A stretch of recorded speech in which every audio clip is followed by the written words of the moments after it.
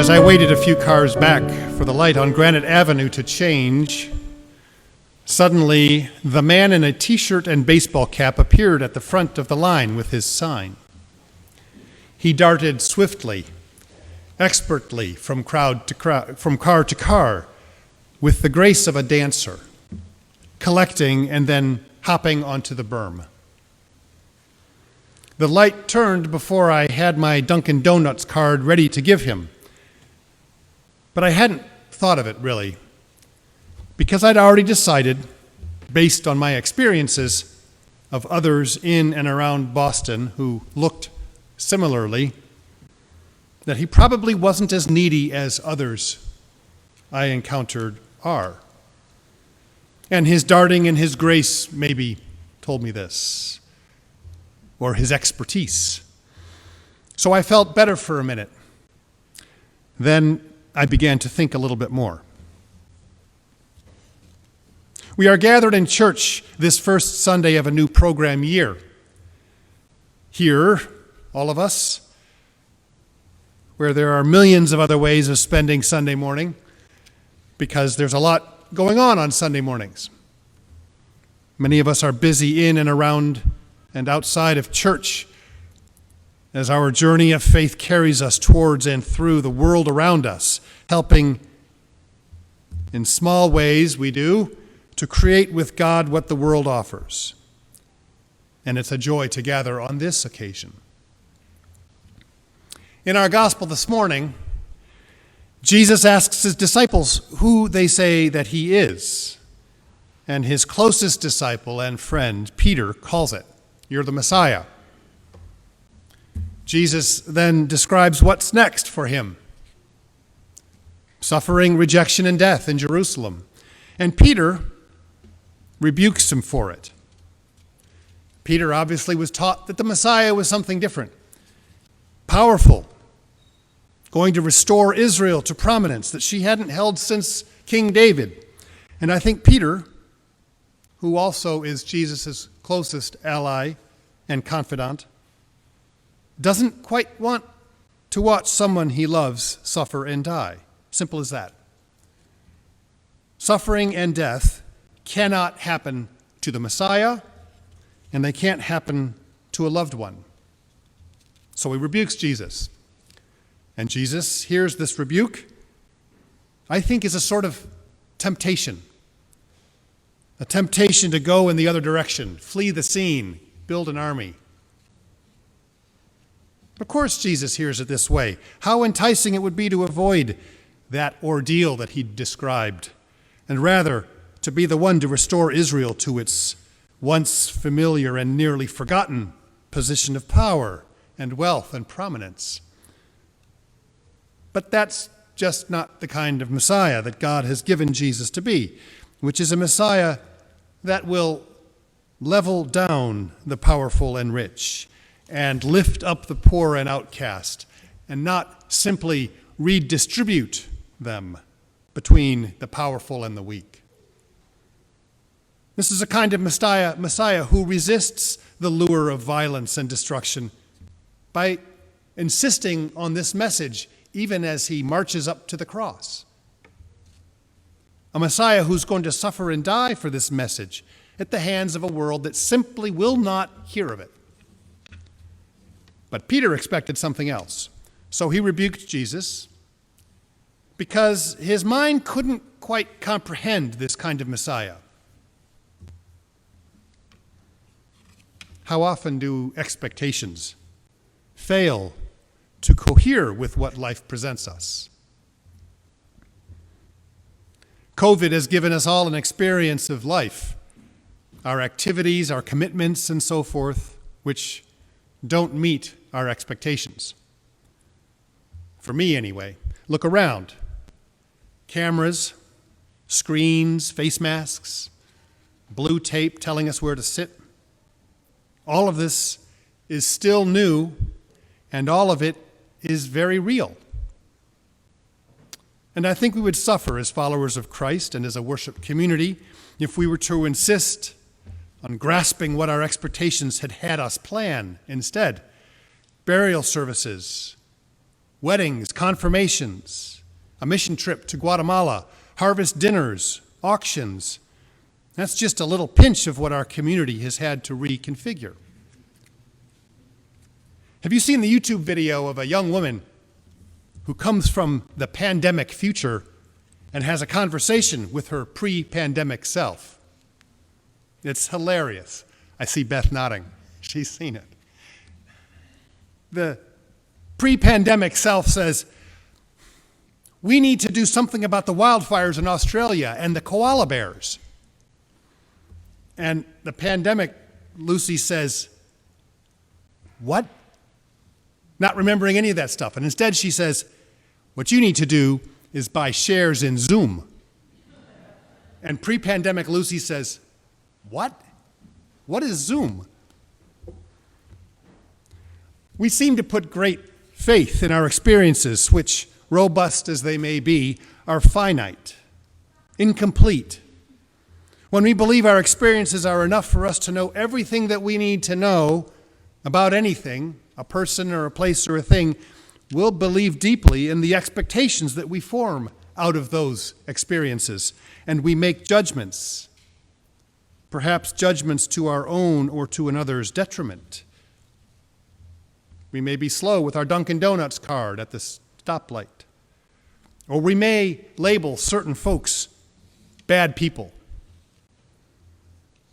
Jesus wasn't going to be the kind of Messiah that Peter expected.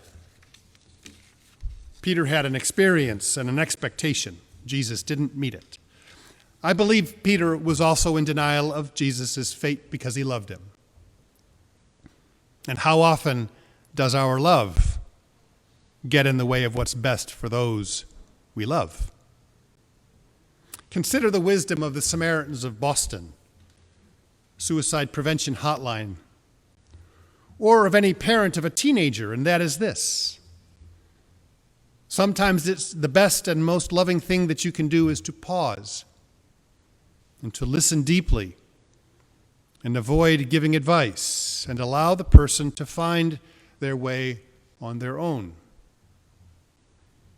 We all know this, even as it can be frightening, and even as our hearts want to swoop, salve, and save. I think any parent or child of elderly parents will know this or learn this. When we love somebody, we oftentimes make ourselves the arbiter of what's best for them, which removes their own agency, to use a modern word, possibly also enabling their development to remain unformed. Last week, a member of our Bible study shared a story of a person who was watching a butterfly emerge from a chrysalis shell.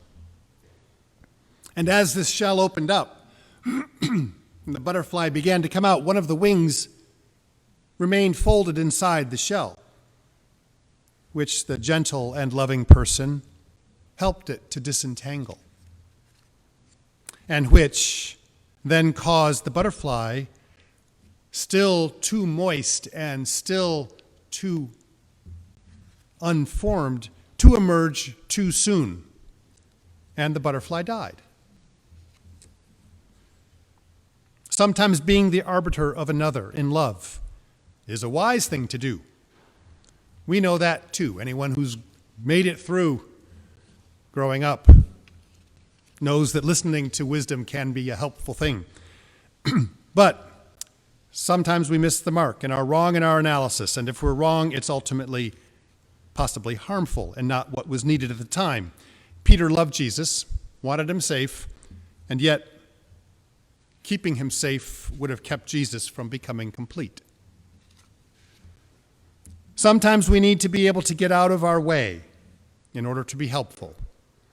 When we hold firmly to what our expectations or our hearts tell us, we might put ourselves in charge and possibly block an outcome that we ought otherwise to prepare for, like an alternative way of doing worship, or a young person who refuses to go into the family business and become a painter instead. That outcome may actually be better than we can imagine, like the folks this morning joining us virtually when they otherwise wouldn't be able to.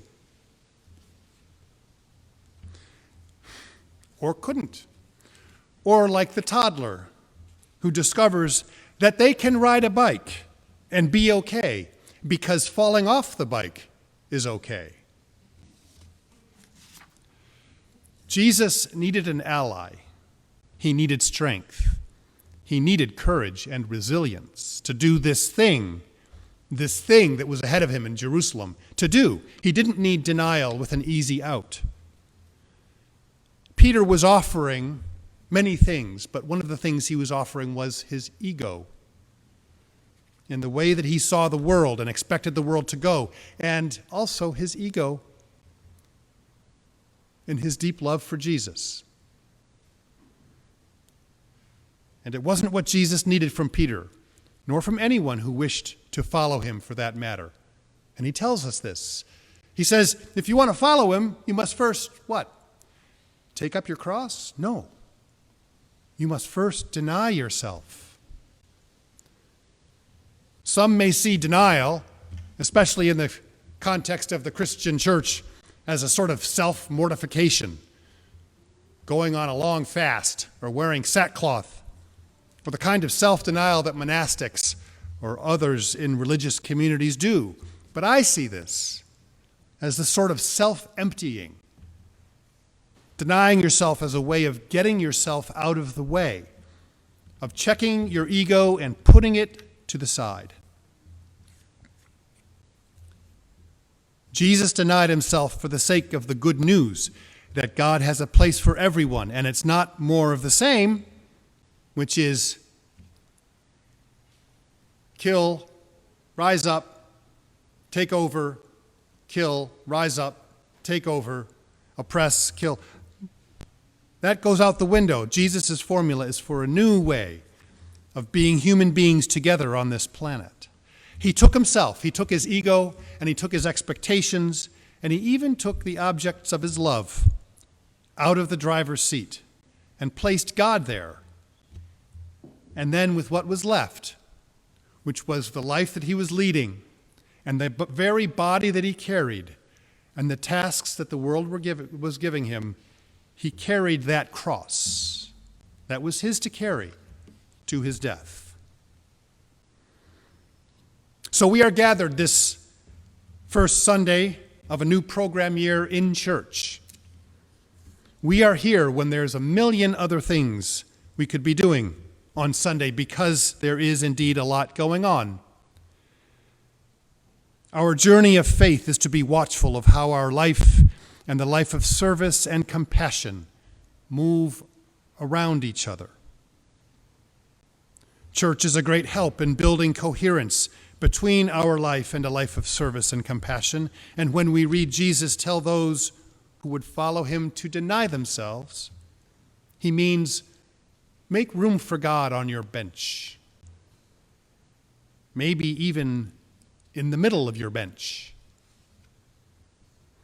So may we allow ourselves to move aside and discover, maybe even in the days and the months ahead in this year we have before us, just what God will do for each of us and for the world.